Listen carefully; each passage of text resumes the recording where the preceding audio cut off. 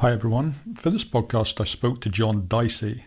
He's the CEO of the Alan Carr organisation, and that's the organisation behind the Easy Way to Stop Smoking book and seminars and so on. When I read the book, I'd been a pretty hardcore smoker for about 20 years. I think it took me 3 days to read the book, and after finishing it, something just clicked in me, and after that I never smoked again, and I never really thought about smoking either. It just went away. It was like some sort of magic trick. I'm not sure how interesting this podcast will be to people who aren't smokers or ex-smokers, but for me, the chance to meet the current brains behind the Alan Carr organisation was quite a thrill. And as usual, I forgot to push the record button until after we've been chatting for a bit, so it gets off to rather an abrupt start, and apologies for that. We've been talking about my previous guest, Toby Young, for a few minutes, at which point I remembered, I need to push the record button. Anyway, here's the podcast.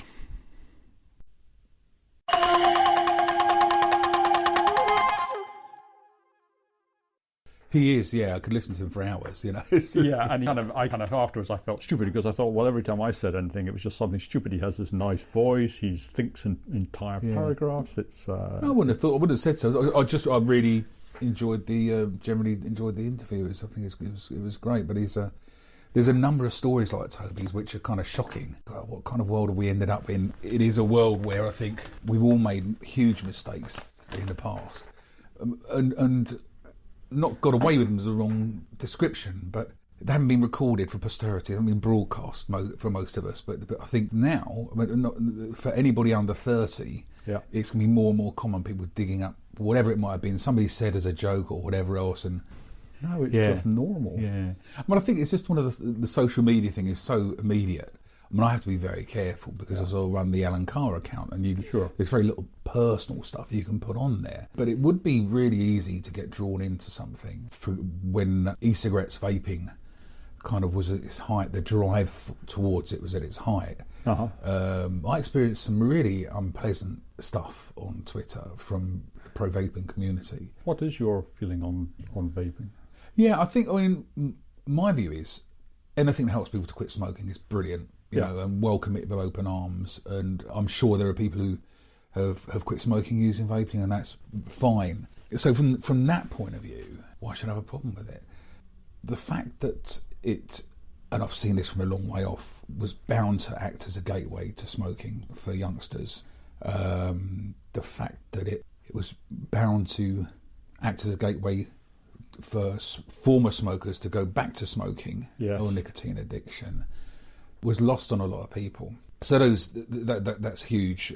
And then when, even quite recently, Norman Lamb, for example, was head of the Science Committee in House of Commons Science and Technology Group. They were actually talking about a drive to make it okay to vape in pubs, restaurants, workplaces, trains, in public places, which is just phenomenal. It's sort of pretty much everyone at Alan Carr is the opposite of a reformed smoker. We're super tolerant of smokers because we were all smokers. I was an 80-a-day smoker. We don't bully and push smokers around. I think that's one of the messages you get from the book, and why even today, if my nephew comes to stay, I don't like him to smoke in the house anymore, but before I even would let him smoke in the house. And now if he wants to smoke, fine, I try to encourage him to read the book. Yeah. But I think that is part of why Alan Carr is so successful, is that he doesn't take a bullying, sort of pushing people around approach. Exactly. I think it's so much more than the Alan Carr method, but just purely the fact that it was discovered by a chain smoker, developed by a chain smoker, and former chain smokers. Yes. Meant, we knew what our reaction was. Somebody stands up in front of you and tells you about the health dangers of smoking. Everyone switches off. No one wants to know. It's scary stuff. Yeah. Do you think we don't know that as well? It's like incredibly patronising, and they're still doing it today. That's the extraordinary thing. The latest campaign that was launched yesterday, I saw, was a guy who had cancer of the throat and talking through some sort of filter. And I remember as a chain smoker, I remember watching stuff like that, thinking, well, that's going to be me, and rather than sort of incite me to make an attempt to quit smoking, I'll lit a cigarette. The first thing a smoker does when they're worried or scared or nervous is light a cigarette and change the channel. So from the point of view of the Science and Technology Committee encouraging employers and encouraging exemption from tobacco control for vaping, I think it's a huge mistake. You only have to think about someone sharing an office like this or out there, and these plumes of vape cloud, apple flavoured or cotton candy flavour or whatever. It's just a non-starter. I can't imagine anybody of any intelligence thinking that in the modern day workplace that could possibly be acceptable. And that's, as I say, that's one very easygoing form of smoking. Sure. It's yes, I didn't know they were trying to allow vaping to actually be allowed inside sort of places of work, or like in railway stations or in trains or stuff like that. That really that's really quite shocking. Actually. Yeah, well, it's not just the Science and Technology Group of Westminster. This is Ash for Smoking and Health, and Public Health England. This is an extraordinary story. We're determined to build bridges with those people. I mean, on some things you can't compromise, though. I can't see how that makes any sense at all, to sort of encourage people to or to normalise it or whatever. Yeah, there's the whole shebang. So there's more and more sort of studies emerging that kind of prove the gateway effect, if proof is needed. Mm-hmm. I think it's just common sense. And I sort of, when I was blogging a good few years ago, so one of the first things I saw, this is going to attract kids. Even the flavours that they first used, whether it was cherry bakewell or gummy bear flavour or whatever else. These are designed to appeal to youngsters. And I don't know if you've read about the Juul product in the USA. No. JUUL. It's just being launched over here, and if you get a chance later on, have a read, because it's frightening the extent to which that's taken a grip on the American youth culture. So what's the schools? What is the product? The Juul. It's called Juul. It's effectively, they describe it as the iPhone of vaping. Right. Okay. So it looks like a USB stick thumb, and it's the doses of nicotine you get from it are huge. It's almost like sort of freebasing equivalent of vaping kind of thing. And in most cases, I could be wrong, I think it's vaporless, which gets rid of one problem. Right, so you don't get these plumes of but also makes smoke or whatever. Very difficult. Plumes of smoke, but not necessarily any smell. But it's swept through American high schools and what have you, and caused all kinds of problems. To see that is very surprising to me, because I was going to sort of question you on this idea that it's a gateway vaping, because I can see that it might certainly bring smokers back to smoking. But when I started smoking, it was like some people that I liked and admired. They were smoking, so I thought, well, I want to join in. You're immature, so I think I want to join in as much as I can. And have a cigarette. Oh, okay. And off you go. Whereas vaping, well, nobody's going to give you their vaping machine, because that's disgusting. It's like smoking the same cigarette as them. Yes, yeah. So, but you're saying that actually this is becoming very popular amongst first-time smokers. So that sounds like it does have that effect. Oh, huge! It's tragically identical to the smoking pattern. People are taking tugs on other people's devices, the smaller ones or whatever else, and the pressure's exactly the same. And we all went down the path. You'd have a couple of cigarettes somebody gave you, exactly. Then you start feeling guilty. Yes. So you think, well, I better take my own packet tonight. And then all of a sudden, you're buying them every day, and that's kind of weird. And but it's exactly the same process. And where I think the guys who they're intelligent people, Ash and Public Health England, they're not stupid people or bad people, but what they don't understand is human nature and the nature of nicotine addiction, which is particularly youngsters start on vaping. They want the real stuff. The next peer pressure comes. What are you smoking that stuff for? That's for kids. Have one of these. All of a sudden they sort of dual using, so vaping when they can't smoke, but smoking when they can, and that's a common sort of pattern. But as I say, the hatred and aggression that comes from the pro-vaping community on this is huge, to the point where I had some really bad experiences on Twitter where my view has always been to answer every question anyone answers us about Alan Carr, Sure. honestly, openly, and whatever. And when people get in touch with us on social media, say, look, the method didn't work, we try and help them. We're not in the business of sanitising our social media. We want to help people. But for the first time in my life, in my career, I was just deleting and blocking people on Twitter because they weren't even nice about it. Well, exactly. I mean, you could disagree. Say, look, I mean, I think the counter argument is something like, it's fairly obvious, but the counter argument is, well, if somebody is already smoking and in danger of getting cancer, and for whatever reason they can't give up, well, then vaping surely is a step forward. I mean, that's the argument, absolutely, right? yeah. And that's, I think that's a perfectly respectable argument. But why you would then turn around and hate on Alan Carr, who's going one step better and actually getting rid of the addiction altogether, I just don't quite understand why that would have that reaction. Peculiar, and it's sort of, and it was hatred and bile and offensive in every possible way you can imagine. And just you think, well, on a very small way, I understood what it was like for someone to be kind of stuck in one of these awful, John Ronson talks about public shaming or whatever else, Sure. Not on any level like that, but just to being on the receiving end of hatred and bile from people you don't know, you can't talk to. Yes. No matter what you say, you're not going to change their mind. And basis, but what hurt me most, all the personal abuse aside, was the fact that they wouldn't be pro vaping, would they? Because it's going to damage their business. They cure smokers. Sure. Which is insane, because when you look at our website now, we offer service for vaping. People who are addicted to pretty much anything, once they recognise it's causing them a problem, not financially, or it's more to do with the control and the slavery aspects. Yes. Once they realise that, it doesn't matter that it's less harmful. They just want to get rid of it. Yes. And then, but I say, it's very difficult to avoid then going down the route of, when actually, by the way, most people dual use, so they smoke when they can and vape when they can't. So there's no health benefit at all in those circumstances.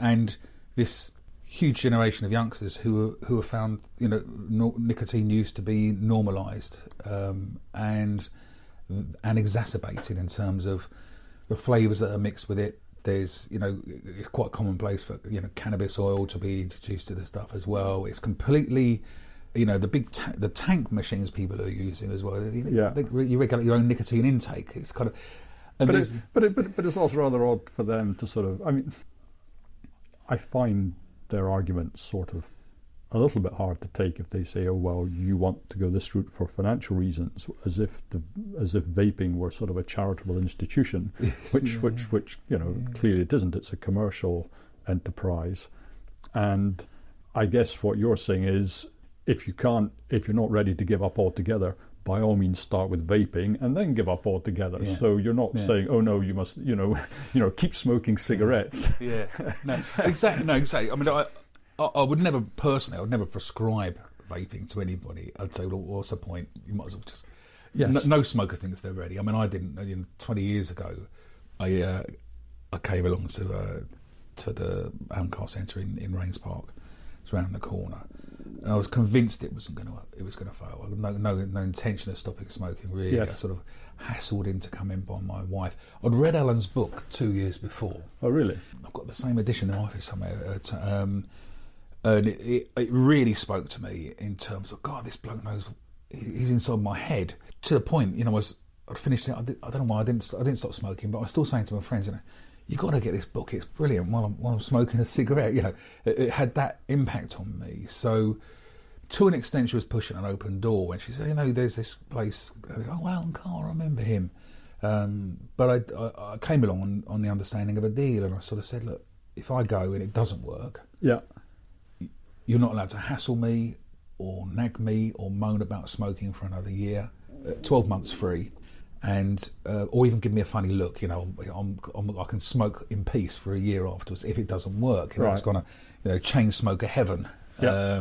And that's really the approach I came along with. And even during the seminar, I was sitting there, and in those days it was smoking in the room as well. It's kind of this, which was chain smoker was, thank God, And I listened, and I just thought, no, I can't see this making any difference. It all makes sense, but whatever. And even as I left, I sort of I thought, well, I'll give it a go. You know, I throw my cigarettes on the pile and the lighter on the pile, and it was one of those funny situations. Walking down Rains Park High Street and walked past the letterbox. I thought, wow, I'm still okay. Maybe this is working. You know, Yeah. I'd literally got less than 100 yards, but for somebody who's sort of chain smoked for years, even that was kind of this first small step. And I thought, oh, I think I'm okay. And that was my attitude for the first sort of few weeks. Right. Really was, blimey, I think I'm all right. You know, it was almost sort of Amazing, yeah. shock. You know, it's sort of kind of this uneary peace. You know, you expect, well, when's the trouble going to start? You know, and it never did. I had a rather different experience because I had tried to give up smoking and succeeded for a couple of years and then gone back. So I was really in some sort of, despair is putting it too high, but I was, perplexed and unhappy. And I read the book and I thought, oh, of course, it's so simple. Yeah. And I couldn't wait to stop smoking. I was just waiting to turn that last page so I could enjoy the pleasures of giving up. But then, I think about 6 months later, I thought I saw that he'd written that book about drinking. Yes. I wouldn't say I definitely didn't have a problem drinking, but what I was finding, I was drinking every day. So I'd have 2 or 3 whiskies, late at night, maybe 9 to 10:30. Yeah. And I just thought, well, this is kind of remorseless, so I should, cut down your alcohol. And I read the book and I thought, oh, and I sort of stopped drinking altogether. And that had almost a bit like yours, like, well, this isn't going to work and it's not going to make any difference. Yes. And then sort of it just crept up on me and I was... And I'm still not quite sure if I'm happy about it because unlike the smoking, at least it has a social function. Yeah. Well, it appears to, as I say. It appears to have. That's what you learn from. That's what you learn from the book. Yeah. No, I mean, in my early days, I was. It's possibly slightly different now. I think people are more aware of different sort of health choices or whatever. Yes. But when we sort of introduced sort of the alcohol program, sugar addiction program, there was a kind of, I had this huge concern that, God, people are going to think this is you've got to stop smoking, you've got to stop drinking, you've got to, no caffeine, no nothing, and that's the complete opposite of what we are. It's completely sort of non-judgmental. If you've got a smoking problem, come along and see us, or read the book, or watch the video on demand program. And our advice to people who sort of, quite a lot of smokers say, for the first 2 weeks I'm not going to have a drink, because I know if I have a drink, my willpower will loosen, and I'll start smoking again. And so we sort of really applaud your commitment to this, but I don't want you to do that. I want you to do the opposite of that. Get out, enjoy life right from the start. Don't avoid friends who smoke. Don't avoid social occasions. You shouldn't be inclined to smoke at those times. And the only way I can describe it is the willpower method. So trying to toughen out. It is like hanging on for grim life, white knuckles. You have a couple of drinks and that grip loosens. With Alan Carr, the feeling is definitely one of release, and you feel cool, and actually you go out for a drink with your mates or whatever else, and the world's exactly the same except you're not smoking, and they might be lighting a cigarette, but it doesn't seem to cause you a problem. Yeah, what's that to do with you? Yeah. I was thinking about this because I've read a few things recently, and a couple of things I was thinking about. How did Alan Carr sort of happen on this? Because it does seem to have changed the lives of hundreds of thousands, I don't know, maybe millions, I don't know, people. And there was something Jordan Peterson said. It says that we aren't our own slaves. Yeah. And this idea that there's the you that's sort of sitting at the top level who thinks you're taking all the decision. Yes. Yeah. And there's somebody else in there who's doing what it wants to do, and it's not your slave. Yeah. You can say, right, don't do this, or do this, don't have a cream cake. Yeah. And it's very easy not to have a cream cake, and yet somehow you do. So how did that happen? Yeah. So this idea that there's this sort of split mind, and there's the one on top who thinks he's in charge, and there's the one below who isn't actually the one on top slave. And Jonathan Haidt has this great, he wrote this book, The Righteous Mind. Yes. And he has this analogy of a very small jockey riding on top of a very large elephant. Yes. and the jockey thinks he's in charge. Yes. But actually, the elephant goes where it wants to go, Yeah. and all the jockey does is make up excuses for why, yes, that's actually where I wanted to go in the first place. It perfectly describes addiction. Yes. And the impact it has on the addict. It's exactly right. We've kid ourselves to thinking we can take it or leave it whenever we want. And even after repeated, I mean, it's a ridiculous thing, even after my repeated failed attempts to quit smoking before Alan Carr, you felt worse and worse about yourself. Yes. But then seemed to consciously go, it's the wrong time, it's okay, it wasn't my fault, this is someone else, or somebody else's fault, or whatever else. It goes back to the real joy of release from any addiction. It isn't the money, it isn't the health, it's the freedom. And I could be completely misquoting here, but I thought I read once Nelson Mandela on Robben Island had said to the inmates there, don't smoke, don't be a smoker, because if you're a smoker, they can manipulate you because you get your cigarettes. That's certainly true. That's certainly true. Got to hold on as it is with whether it's food, cigarettes or whatever currency. else. And cigarettes as currency, and so you can be bought quite easily. And then so then I thought, well, so then there's I don't know if you've come across this guy called Jack Trimpey in the United States who wrote a book, The Rational. What's it called? Rational Recovery or something like that. It rings a bell, yeah. Yeah, and it's a very interesting book, and he has this idea that there's this beast mind inside you which you're not aware of. Yes. And he's about alcohol, and most of his book is a sort of a rant against Alcoholics Anonymous, who he loathes with an absolute libertarian passion. It's really quite entertaining to read it, just from that point of view. But he says, okay, the way to deal with this is to fight the beast, but to fight the beast you have to be aware it's there. And so his whole thing is that you must be listening out for the voice of the beast. And I think there's some truth in this. There is this idea that there's this second mind at work, and that's the beast. But I think Alan Carr's method is much cleverer. It says, no, persuade the beast that it doesn't enjoy smoking. Yeah. And once the beast, or however you want to describe it, absolutely believes it doesn't enjoy smoking, well, then the elephant and the jockey are both going in the same direction, and there's no need to be in this constant fight for the rest of your life, because everybody's going in the same direction. Yeah, the rational recovery thing, it does sound like a kind of a derivative of Alan Carr. Yes, it's very similar, gone off with another tangent, which is quite common. Yeah. We have copycats all over the world, and they always take out the bit they think, that's not true, whatever, and it's always an important ingredient, which is interesting.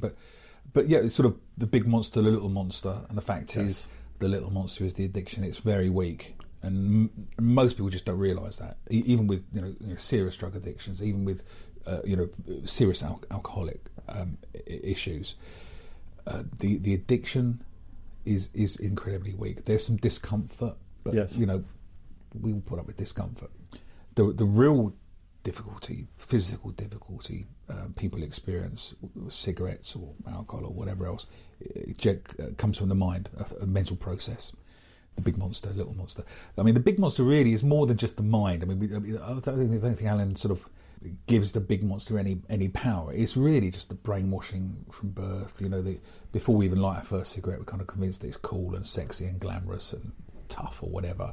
So we're kind of drawn into that peer pressure. You see, smokers around you trying to quit and they can't seem to quit, and that kind of makes the prospect of quitting daunting before you've even tried to quit once, And the belief that you can't enjoy life, cope with stress, relax, socialise without cigarettes. This is all, if you like, the big monster, the propaganda that we bought into. And the belief that it goes on forever. Exactly. And that the discomfort created by smoking, or any addictive drug, the discomfort created by the drug is relieved by the drug.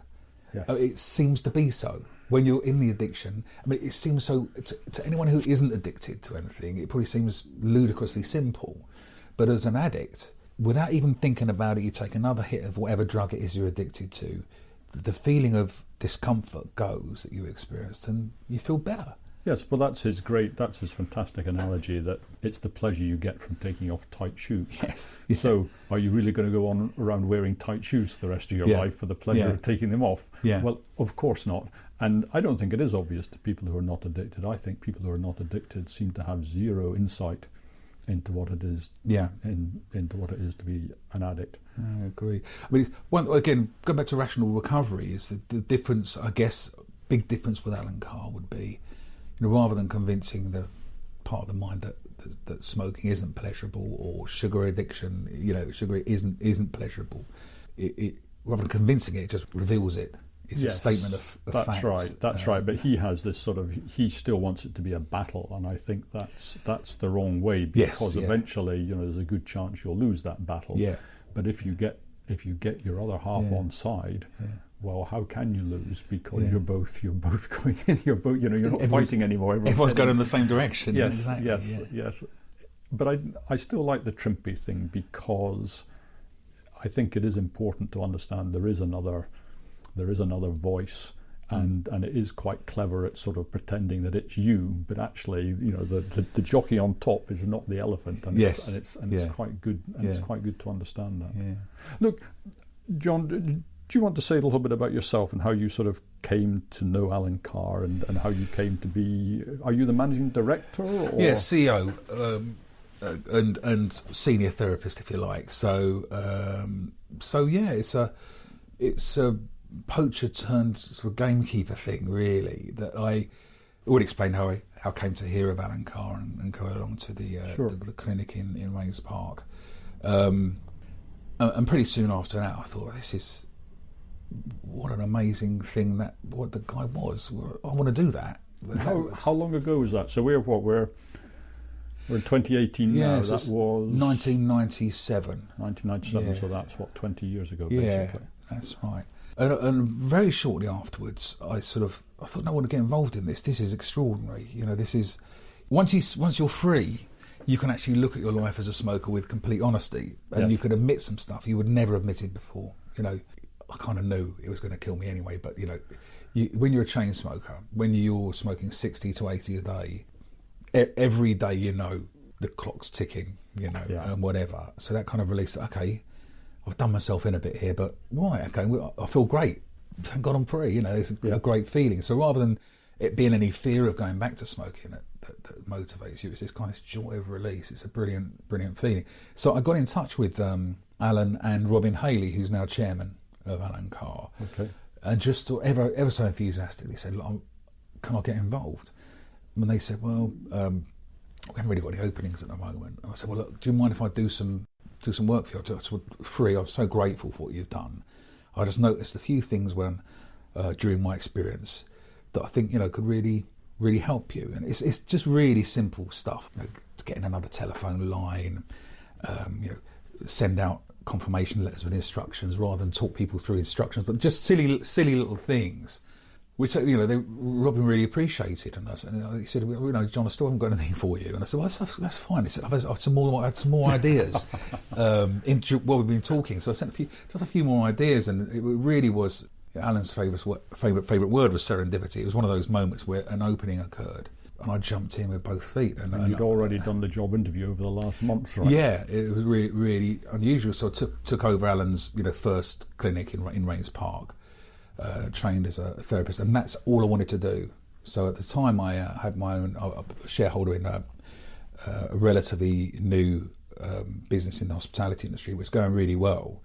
As sort of all junior partners find themselves in this position where you seem to be doing a lot of the grunt work. Sure. And you look forward to the next 10 years and how rosy is it really looking. And having worked really hard in my career up until that point, I decided, that's it.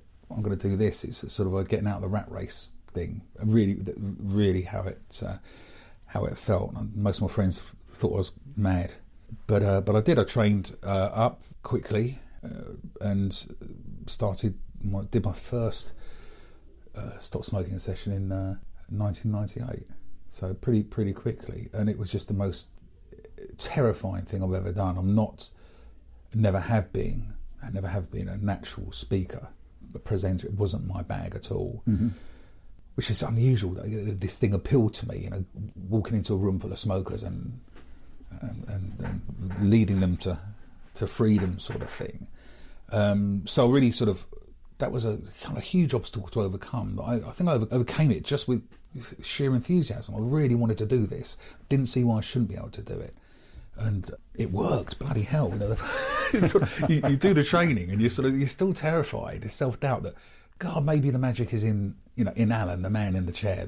What if he's got this special gift? But very quickly, all that disappeared as you realise that even the people who failed to quit, they come back for their backup session. We offer free backup sessions. Sure. They say, no, I was great for a month. I was fine. It was no problem. And then this thing happened, and okay, then we can guide them to freedom again. And at the time, I think we were in about a dozen countries, maybe less than a dozen countries in the world. Again, people like me from other countries have said to Alan and Robin, I want to get involved. So yeah, okay, you start in France then, you start in Italy then, or whatever. Right. And the whole thing was getting quite serious and suffering from this kind of organic, unsupported, unplanned growth. Sure. And there were lots of growing pains, and I kind of got first sort of sucked into the UK network of centres, so supporting the guys running those. That kind of went well very quickly. Alan and Robin sort of said, well, look, could you do the same with a global sort of network, which it was a real privilege and an honour to do it. So what was your background? Did you have a business background if you were able to sort of pick this up? Yeah, no, I was in the hospitality industry. So I went to college to study. My dream was to... So that would actually work quite well, because you'd be quite good at the logistics of things and understanding how to organise people and events, and I think would fit so. Pretty well. There was something there that, and in the last role I had, both in the business that I owned and the one before that, I was setting up restaurants basically. And you sometimes you get 3 months to put in a brand new restaurant in a blue chip company's headquarters or something, and you don't do that. You don't succeed in doing that unless you're super organised. So No, I think you don't. Yeah, I never really reflected on it before, but you're right. That's a very good training. Yeah, it is, because your enthusiasm for the stopping smoking, along with actually it's a logistical problem that all organisations, but particularly one like yourselves, which is setting up a sort of a franchise operation. It is all about logistics, isn't it? And being organised and getting it all running smoothly. Yeah, and relationships as well. It's hugely important. I mean, now I look back now, the last 20 years, and we have this annual conference where all the Alan Carr people in the world, different centres around the world, we get together for a few days in London, and they're all lifelong friends. If you work together for 20 years and you've been through highs and lows and ups and downs, and then this incredible bond.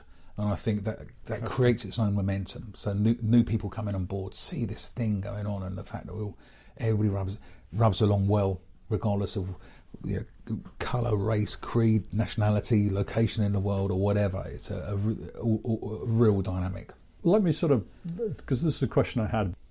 You said, is it the magic of Alan Carr in the chair and everybody rubs along well together? But I'm kind of curious to know what kind of person Alan actually was, because he has a very distinctive voice in the book, but he also seems to have been unable to persuade people. He seems to have been very good at persuading smokers, because he understands us. Well, I'm now an ex-smoker, but he understands smoking and he understands how to talk to smokers.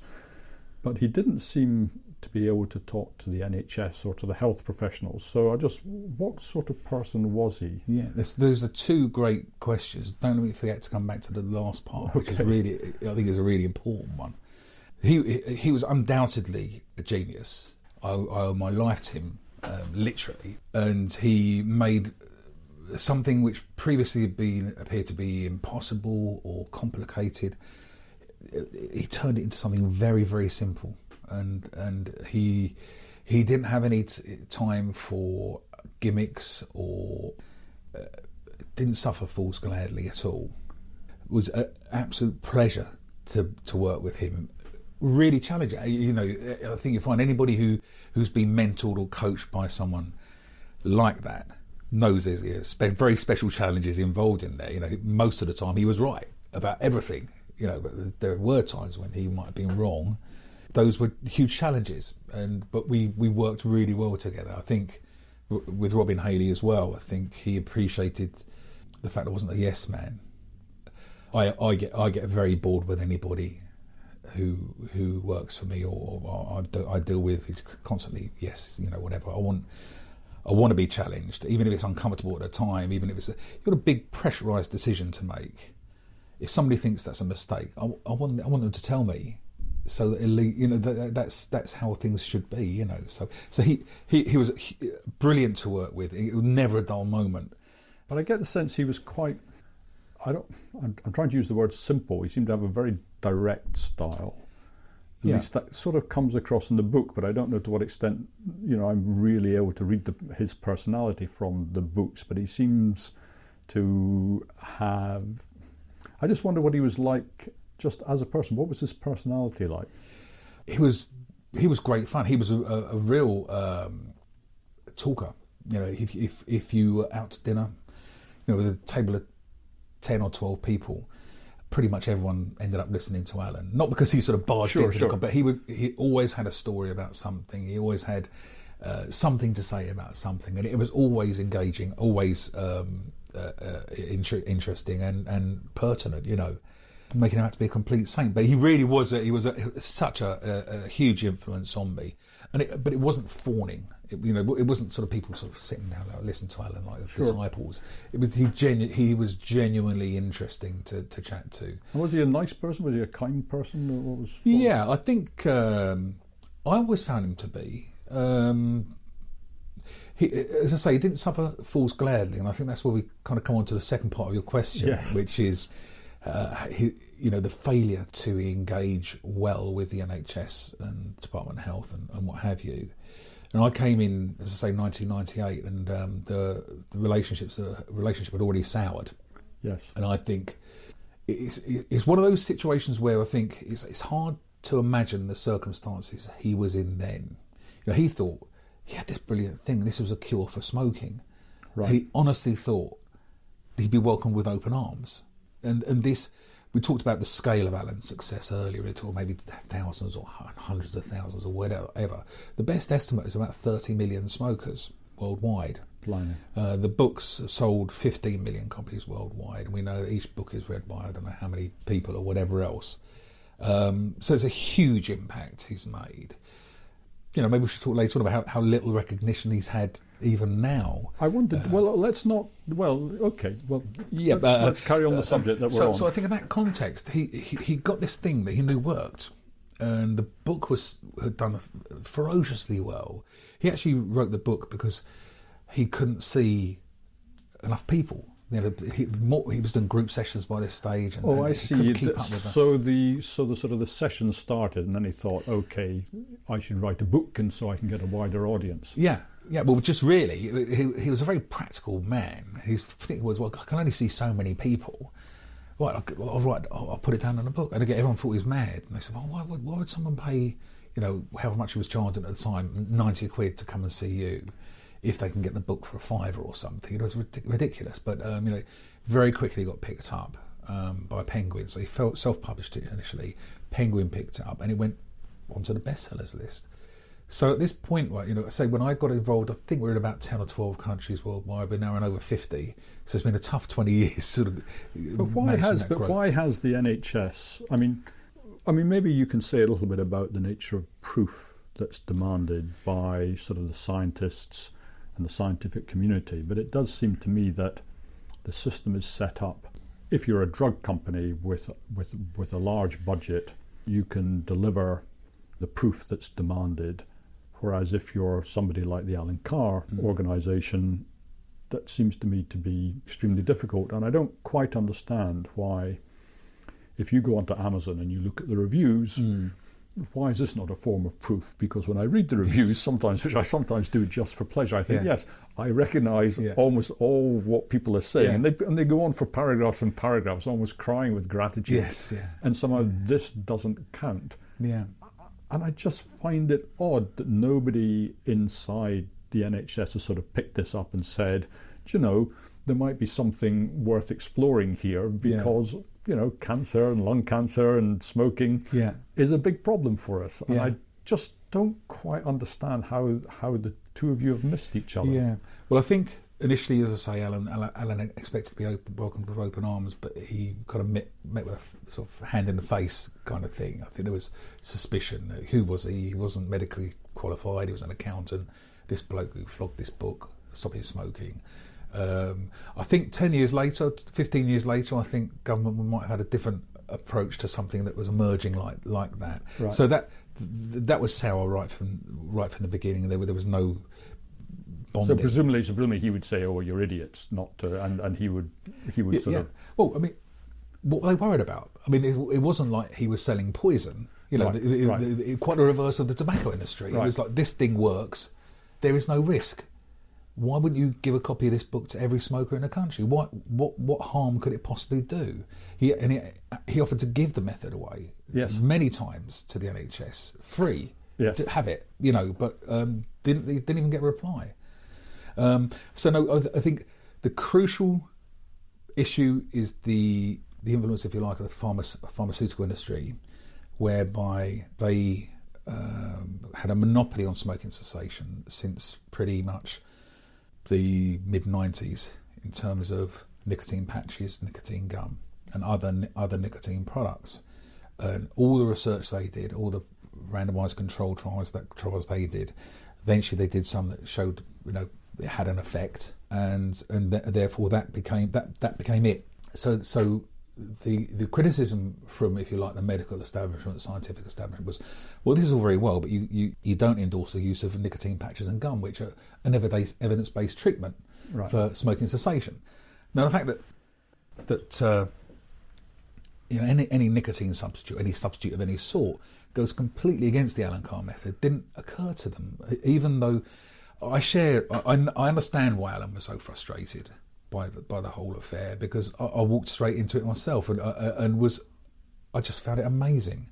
Yes, I suppose you were unlucky, or you could have been luckier in that had somebody with the appropriate influence used the Alan Carr book to give up smoking, and you would have had somebody who understood it and who was evangelical about it from within the organisation, then that would have made a huge difference. But presumably, you know, that just wasn't the case. I mean, lots and lots of influential people have used the method, but I think that notion sort of underestimates the grip of the pharmaceutical industry on after all, we're sitting here 2018 looking at a nicotine epidemic sweeping across the USA and the UK in the form of vaping.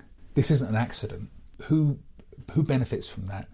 The pharmaceutical industry, not just because they're going to make e-cigarettes and they actually produce and sell the nicotine in e-cigarettes, and the tobacco industry, who are now buying into the industry.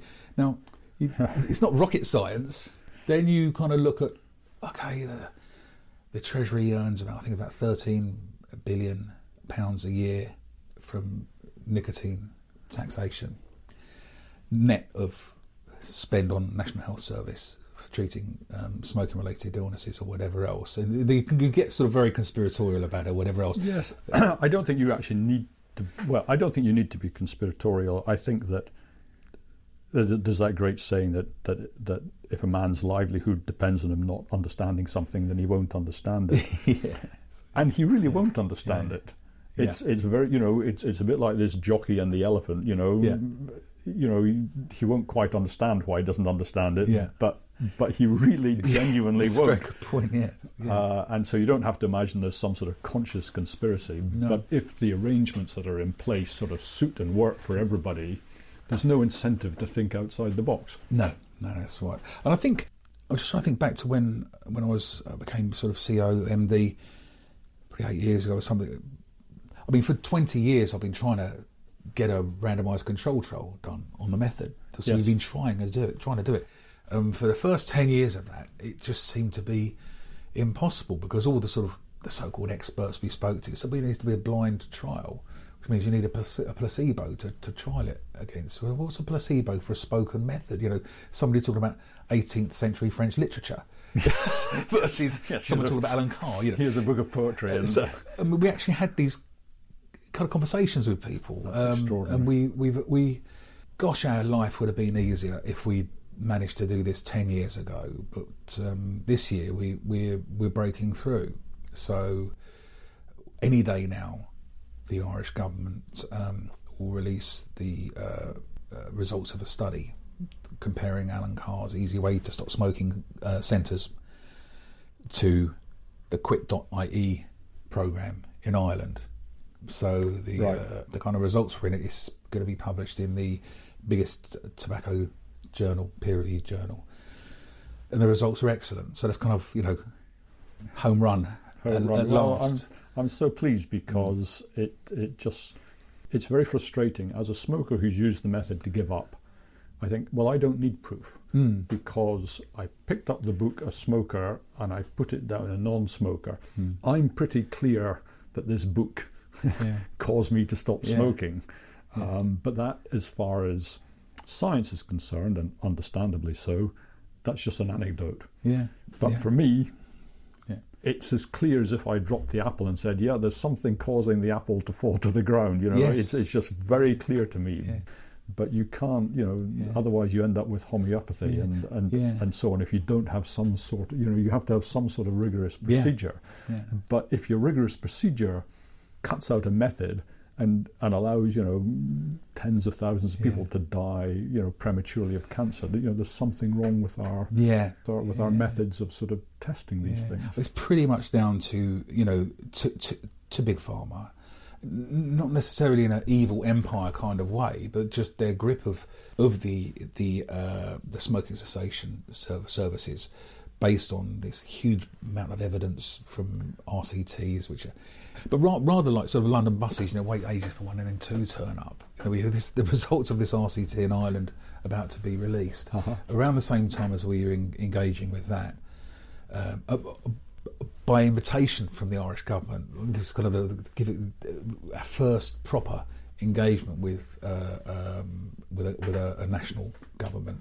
We also managed to secure an RCT in London, which we funded ourselves, sponsored in accordance to rules for RCTs, which was set to compare Alan Carr, Easy Way to Stop Smoking clinics, centres again, it's live seminars, with the NHS Gold Service. And everyone always used to criticise Alan Carr and the organisation for not allowing people to examine it and test it. But I'd spent 20 years trying to do this, but hitting brick wall after brick wall after brick wall. So we're there. We've got the results now. So that is due for publication in a big peer-reviewed journal in the next 6 months or so. And do you know what the results are yet? Or? We don't know. But I fully expect, knowing the Irish results, that in the next 6 months we should have 2 peer-reviewed journals publishing 2 different studies into the method, confirming that Alan Carr is either twice as good as the Irish National Health Service programme, or at least as good as the NHS. And all the lobbyists we've spoken to before that we tried to get to this RCT done, they all said you don't need to prove you're better. You just need to prove you're as good as. If you prove you're as good as, that's all you need to do. So obviously we want to prove we're better. But I think you touched on this earlier, an RCT and the Alan Carr method doesn't really fit. When you think how simple the method is, you kind of read the book, or you come along for 5 hours and listen to a seminar, you walk out the door, and in the nicest possible way, we never want to see our clients again. In most cases, that's what happens. Yes. We don't invite them back to take a carbon monoxide test a month later. They come from the general population rather than a population whereby people get paid to take part in studies, that kind of thing. So there's all sorts of reasons why. But it isn't. I mean, I was thinking about this a bit because, and I think Carr mentions it in the book, which is, what should you do about people who in your life who smoke? And I have occasionally said, you must read Alan Carr, here's the book. And usually it's it doesn't work. Yes. Because nobody wants to be sort of pushed. Yeah. That's not it has to be something that they pull into their lives, Yes. and that's out there. And so, as you say, it's a massive bestseller. And so if people go out there for themselves and say, I've got a problem, I want to do something about it, and they're motivated to that extent, and I will take this book off down the shelves of my own volition and read it, then I think your success rates are going to be huge. Yeah, no, exactly. But when it's push, and you go into the doctor's surgery and they would talk about your health problems, do you smoke? And they say, well, yes, I do, and I'm a bit bothered about it. So, well, you should try this book. Yes. I'm not saying that won't work, but I think it will be less successful than if the persons went out and sought it out in the bookshop themselves. Yeah, and I think I'm sure it will work, and we kind of proved it. I mean, I think there's a real difference between the real world application of the method. So whether that's via prescription from a doctor or in the community or whatever, and the conditions of an RCT, a randomised controlled trial. And as I say, they're incomparable. I mean, there's the sort of terms of, as I say, people are paid to come along. They're not paid to stop smoking. They're paid to take part in a study. Not a lot of money, but they come to engage with the carbon monoxide test at 1 month, 3 months, 6 months, which isn't. We have a clean break. So when people have used the method, off they go. We never speak to them again until they need us. And in most cases, they don't. So with the RCT, how do they get into the study in the first place? So there's rules that surround recruitment for RCTs that have to be followed very strictly. So they reply to an advert. Right. Okay. So it'd be something like, "Do you want to give up smoking and would like to join this RCT?" Yes. Yeah. Yes. Yeah. So already you've slightly conditioned the population of people that you're testing. Yeah. And you've selected a slightly. You're not really selecting randomly from the population, which is quite interesting, because you would have thought an RCT almost requires you to do that. Now you've got a whole new program here. If you talk to anybody who knows anything about RCTs, they'll tell you why they're a complete waste of time and completely misleading, right? Because of the circumstances that surround the selection problems. For a drug, I can see how they work. So you take a pill or you don't take a pill. You take a pill or take a sugar pill, and you either get better or you don't. I mean, some people will get better just by coincidence, which does happen. I'm sure you come across Ben Goldacre in the past, and he's written extensively on the way clinical trials have been manipulated and bad science has been used. Yes. Oh, yes. And ended up on the prescription pad of GPs. So as I said, it's an unusual test for a method like ours, but I fully expect, as I say, to prove we're twice as good as, or at least as good as. Well, I would be astonished if you only achieve just as good as. That would be very surprising to me. I think twice as good as sounds much more like it, but we'll have to see what comes out of it. So you're all around the world now, right? Yeah. Is there anywhere that I go to Japan quite a lot. That's a place I like to visit.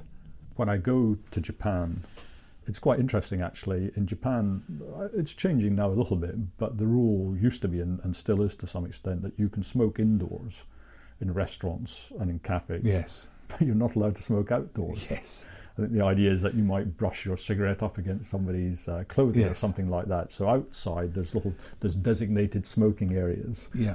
But inside you're much freer to smoke cigarettes, which is the complete. They don't seem to have bought into the passive smoking idea. But as a society, it seemed to me that might be a place where the Alan Carr method is well needed, because they seem to have a high population of smokers. No, for sure. I think not so long ago we sold something like 250,000 books in Japan. Gosh, it's a bestseller status, and it wasn't followed up. The book went out of print. What we find is the only places where the book doesn't grow is when the publisher fails to reprint quickly enough to meet demand. So we're looking at Japan again now in terms of digital products as well as centres. So we have a few. But you do have centres in Japan, don't you? Yeah, a number of cities, and for whatever reason, they're not as busy as some of our locations. Interesting. But I think it is a kind of a whole new ball game there, and I think. I don't know. Maybe the cultural drivers are different. Maybe people aren't feeling the same pressures to quit as there are elsewhere in the world. Maybe for some reason they're not as worried. Well, no, I don't think it's that. I think it's really is a case of getting the answer out there. And most smokers, regardless of where they live or what the cultural background is, or they want to stop smoking. Most smokers. So it's really them being aware that there is a solution. So some of our biggest territories are probably ones you suspect least. I mean, Mexico, for example, huge. Israel, huge in Israel. Hungary. Russia, we're just taking off in Russia. It's just extraordinary growth in Russia. A few years ago, we had three Alan Carr books in the top 10 bestsellers list, not just of non-fiction, of any book in Russia. And presumably drinking would be one of these. Yes, yeah, it was. Yeah, it was. I think it was two of our Stop Smoking titles, one of the drinking titles, and we've got a brilliant publisher out there who's incredibly diligent, a huge fan of the method, and I was very lucky to meet up with him in Moscow a couple of times this year. And he, we presented him a special award because he really has gone above and beyond the expected level of commitment to the method. And obviously he's done very well out of it. Well, I was going to say, at the end of the day, if you've got 3 books in the bestseller list, that's not. Well, if you're outselling Harry Potter with a book written by a bloke from London called Alan Carr, you're not doing badly, are you? From some accountant from Southwest London. Yes, yeah. So I mean, the global spread is entirely organic. So I think sometimes I don't know whether we battle the perception or whether we suffer from the perception or what the perception is, but we're kind of seen by some as this kind of corporation. Every sort of single member of the team worldwide, a former smoker who quit smoking with the method, got in touch with us. So everybody worldwide is pretty much in your situation where they said, this was a wonderful, life-changing experience for me. I would like to be part of it. Yeah. They're motivated by a couple of things. I mean, I set the bar really high. So one of the worst aspects of my jobs is turning people down who are incredibly enthusiastic, who really want to do it, but I don't think have got it, who won't succeed. And why? And what kind of things would make you think that? We need people who are in modern day business. We need people who can survive and flourish using marketing, customer services, the high standard of customer services, rather than someone who just wants to help. Right. So you need someone who's sort of got organisational skills and maybe some business skills. And exactly. There's always an exception, and I make plenty of exceptions. And some of my best friends now, and they're doing great.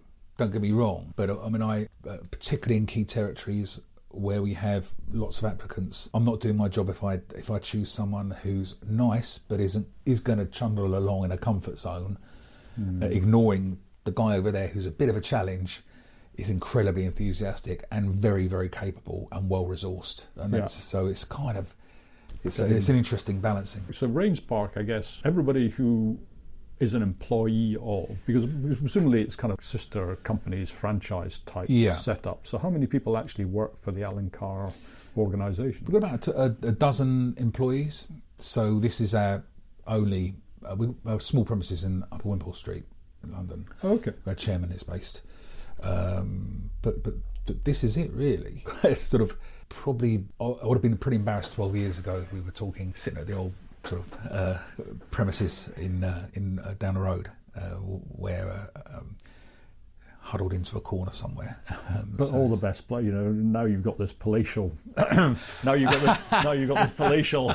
This is a sign of decline. You're much better off. Well, we haven't got sort of marble walled buildings. No, I haven't noticed a flagpole or a fountain in the courtyard. Exactly. We've avoided those like the plague. No, I think what we've got here is sort of discrete premises where it's the sort of place people wouldn't mind coming to for 5 hours. It's a very basic requirement. And how much of your work now is on addiction to things other than to cigarettes? And I'm really I'm talking about the clinics. How much of your clinics is now alcohol and other? Yeah, the alcohol in the UK probably makes up about 30% of our business. Right. So it's growing year on year, and the age profile of the client is getting younger and younger. In terms of, I think people realise, and that goes the same for smoking as well. When I got involved, most people coming along were probably late 20s, 30 something upwards, Now the lower age has dropped down to sort of early 20s. I think people are maybe kind of sussing out earlier than my generation did, maybe. I think that's true. I noticed a headline today in the paper, something like 30% of young people haven't drunk, or something like that, which seemed like an astonishing statistic to me. But it seems like people are much less. Well, I think there's plenty of people who drink plenty, but it seems like there is a growing realization that it's maybe not such a benign substance as people used to think it was. Yes, yeah. Quite as central to the culture as maybe it used to be. Yeah. So in a London centre deals with is the only centre worldwide that deals with issues such as cocaine or cannabis addiction. They're one-to-one, and we do those online as well. So we have clients in New York and Singapore, Hong Kong, or wherever. Presumably that works quite well. I mean, because it's the same basic problem as for smoking. So what is your sort of success rates? Do you find that you're making a difference there? Yeah, exactly the same. I mean, let's be careful here, because we've got the success rate based on the money back guarantee is always over 90%. Which is a bit, because people are embarrassed and it's not so much money anyway. Yeah, there is that. But the only way we can really monitor it in a tangible way is with the money back guarantee, because actually it is quite a lot of money, relatively speaking. So for a cocaine treatment costs about £1,500, something like that. So you don't even have to get out of bed to do it. You do it online, and so people would be pretty quick to get their money back if it didn't work. So it appears to be as equally successful as the alcohol. I mean, the alcohol was an interesting thing. I mean, when we first started running the group seminars, I was so naive. I'm ashamed of it now. I think about it, and at the time the reception team were going maybe an older lady profile, and they were a little bit nervous. What sort of people are going to be coming along? And I said, don't worry, I'll be here. And any problems, these we're almost like sort of, do we need a bouncer sort of thing? And it's just ridiculous, because the first session came, and you couldn't tell the difference between people coming to a stop smoking session or a quit alcohol session. No, I don't know what we were imagining. It was ridiculous and shameful, really. But you always, when you're risk assessing for staff, just on a basic level, you always have to think the worst case scenario. So you do, and then when it's not anywhere near that, it's kind of you feel embarrassed. But no, when we offer sugar addiction seminars. Sorry, just to go back, because I'm quite interested in the alcohol thing, because as I say, I don't think I sort of stopped drinking alcohol because I thought alcohol wasn't a very good thing for me, and I didn't like the fact that it had gone from being something that I had maybe once a week to something I had twice a week, to something I was having 7 days a week.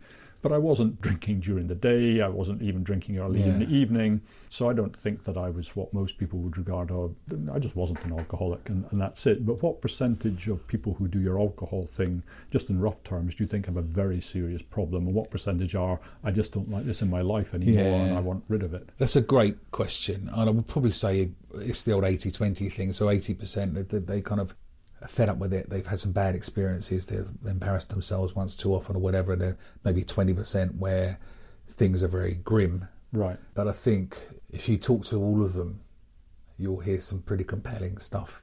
I think very quickly, if it's bothering you a lot. So it just depends how far down the slope they've got. Yeah, it just sort of, as I say, I almost read the book out of curiosity because I was so grateful to Carr for the smoking book. So I thought, I should read this. Yes. And then I sort of thought, maybe without me really realising it, this is something I should just knock on the head. And I think Carr's method works quite well for me, because I think, like a lot of people, 0 is a lot easier to understand than a little. Yes. Because if I like one chocolate biscuit, why wouldn't I like 2? Yes, yeah, exactly. Why would, 2 are surely twice as good as 1, and 4 is twice as good as 2. Yes. So I find the idea of quitting much easier to understand in my own mind. And I think that's probably true of quite a lot of people. Yeah. We've had very little trouble adapting the method to other issues. And I suppose cocaine and cannabis were difficult, but really it's just in terms of their bandwidth as an organisation. We've got a lot on our plate. We don't receive and never have received a penny of funding from anybody. We survive because we're good at business. I'm proud of that. I think There are plenty of business. I was just about to say, but surely the royalties from the books must be enormous. But presumably that goes into the Alan Carr estate mainly. I mean, I would assume. Yes, yeah. So we invest a lot in growth. You don't get to 50 different countries around the world, cruising. You're pushing on every. Just in some countries, just getting the paperwork done to operate is huge undertaking. Yes, we forget that in Britain you can just sort of pretty much put your shingle out and that's it. But in other countries you need a license. You need is it considered a medical service in some places, or is it just that starting businesses in some places? No, in most cases it's very hard. It's considered sort of training, coaching, quite rightly so. But even in spite of that, I remember Korea. We've got a brilliant guy in Korea, Yu Sung Cha, and he's an absolute joy to work with and so enthusiastic about the method. But it cost me at least £20,000 just to appoint him, just in terms of the disclosure documents, the requirements, legal requirements in Korea. So that's before we've earned a penny out of them. You've taken a huge punt on someone. And I think non-business people don't really understand just what that does to your cash flow. Just how significant that is for a business. And if you make too many mistakes, it ruins you. Or even if you go too fast, it ruins you. Even if you're not making a mistake. No, exactly. And great coach and mentor in Alan, he always advised me, and it sounds like a cliche now, like my sort of all-time hero, sort of Atticus out of To Kill a Mockingbird, that kind of thing. If you do the right thing, that's the right thing. So there are countries where I've invested money to get somewhere open when I knew in my heart it wasn't gonna make us a bean. But let's get the method there. Let's see what happens. You never know, and sometimes you get a brilliant surprise, and you don't count success in pound notes or whatever. It's just in terms. The more sort of money comes in, it means the more people you're curing, if that makes sense. It's a beautiful thing. Sure. And I'm sure that the people we got around the world are all in it for one reason, really, and that's Alan Carr. Get the method out there, and the rest is just a great bonus. Just final question, because I think I've grabbed so much of your time, and I'm really sorry. No problem. Thank you very much indeed.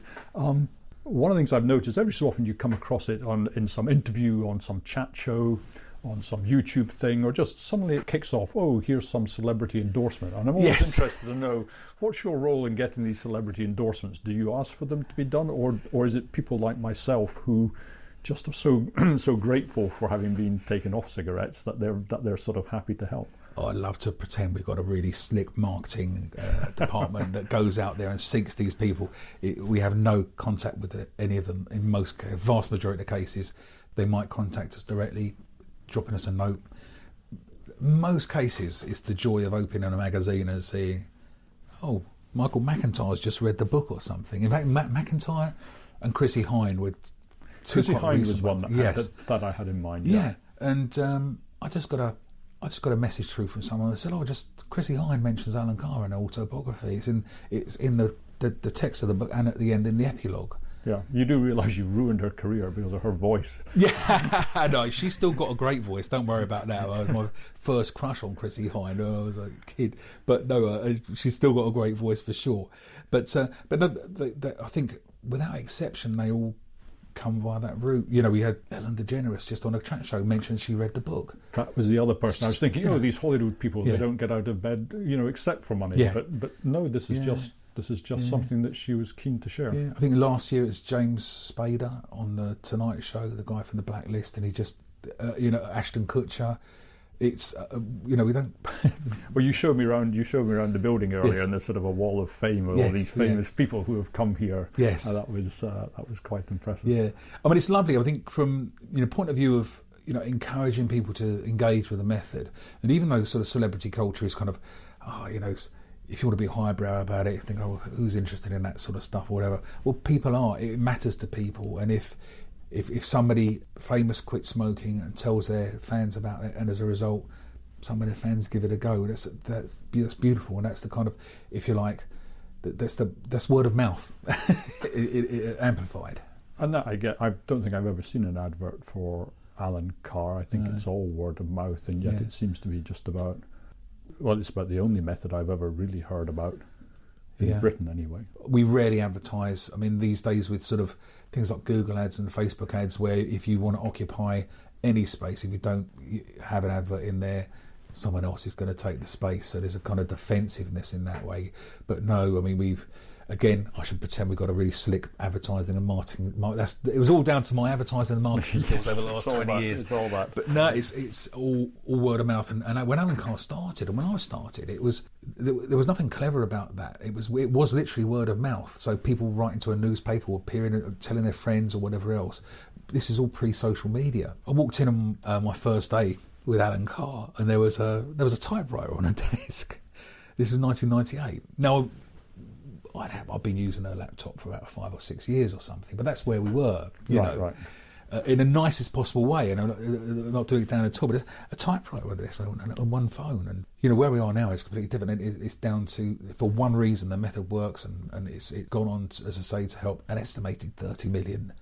Well, I can believe it, and just for people who don't know about it or who haven't used it, it's probably hard to believe. But if you do it, it for me at least, it was just like a light being just flicked on. Yes. And it took, I don't know, 3 days to read the book. Yeah. And that just changed my life, and it just seems quite extraordinary that something can do that, and yet it actually does. Yeah. Anyway, look, thank you so much for taking the time. Absolute pleasure, and thanks for your interest. Yeah. Okay. Brilliant. Okay. Thank you.